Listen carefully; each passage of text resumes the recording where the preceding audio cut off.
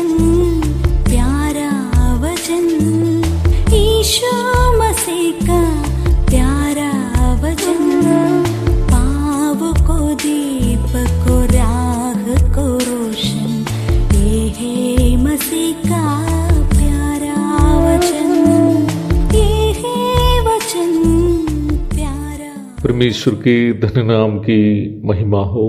प्रभात मनन के 17,878 में आप सभी का बहुत ही विनम्रता के साथ स्वागत करता हूँ। आइए आज का मनन के लिए हम पढ़ते हैं इब्रानी अध्याय 6 पद 1 और 2। इसलिए आओ मसीह की शिक्षा की आरंभ की बातों को छोड़कर हम सिद्धता की ओर आगे बढ़ते जाए और मरे हुए कामों से मन फिराने और परमेश्वर पर विश्वास करने, बपतिस्मा और हाथ रखने और मरे हुओं के जी उठने, अंतिम न्याय की शिक्षा रूपी नींव फिर से न डालें। प्रभात मनन के बीते सत्र में हम हाथ रखना नामक विषय पर संक्षेप में मनन किए थे। हम देखे थे कि पुराना नियम के अनुसार बलि पशु के ऊपर हाथ रखकर ये अंगीकार करना कि निर्दोष पशु हाथ रखे हुए व्यक्ति के पाप के कारण बलि हो जा रहा है। यह तरीका न्याय व्यवस्था में दी गई विधि के अनुसार होती थी। नया नियम से हम ये देखे थे कि आशीष देने और सेवा के लिए नियुक्त करने आदि के लिए भी हाथ रखने की प्रथा जारी थी। सेवा कार्यों के लिए लोगों को नियुक्त करने की तरीका प्रथम शताब्दी की कलीसियाओं में एक सार्वजनिक कार्य था, इसलिए ही इस कार्य में गड़बड़ी होने की संभावना भी अधिक थी।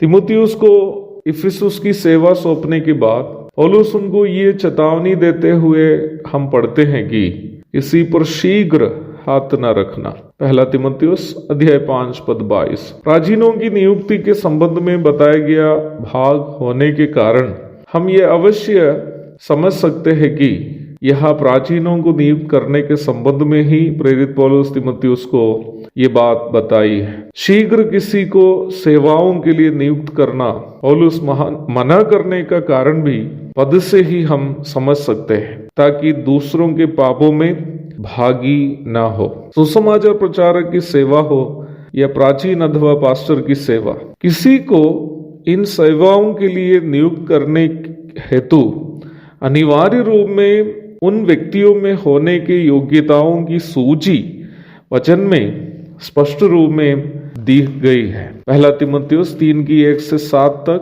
तीतुस अध्याय 1 5 से 9 तक आदि बाइबल भागों को अवश्य पढ़िएगा।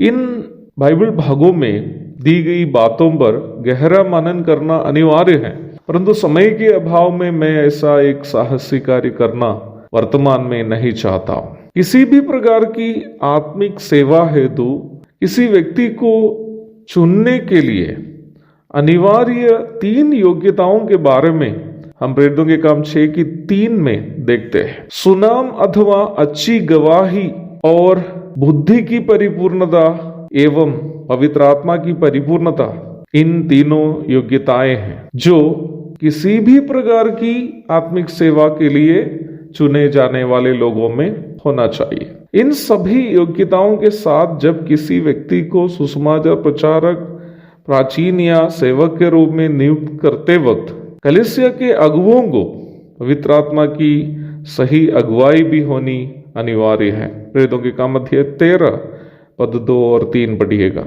वचन में बताए गए इन मापदंडों का नजरअंदाज करके प्रभु की कलीसिया में विभिन्न सेवाओं के लिए लोगों को नियुक्त करना प्रभु और उनकी कलीसिया के खिलाफ करने वाला घिनौने अपराध है, और वैसे ही इस प्रकार चुने जाने वाले अयोग्य सेवकों के द्वारा किए जाने वाले पापों में उनको नियुक्त करने वाले भी अवश्य जिम्मेदार ठहरे जाएंगे, ये हम भूलना नहीं है।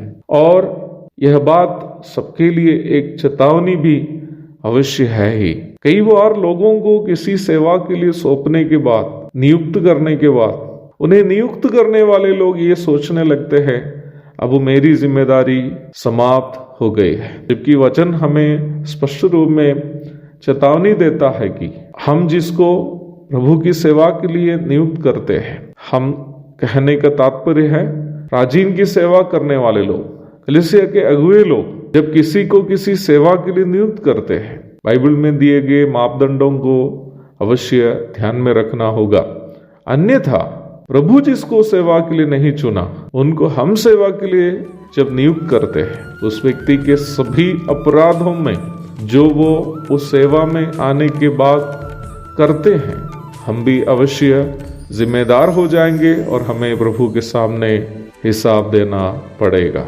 प्रभु हम सब की मदद करे। प्रभु के धन्य नाम की महिमा हो। आमीन।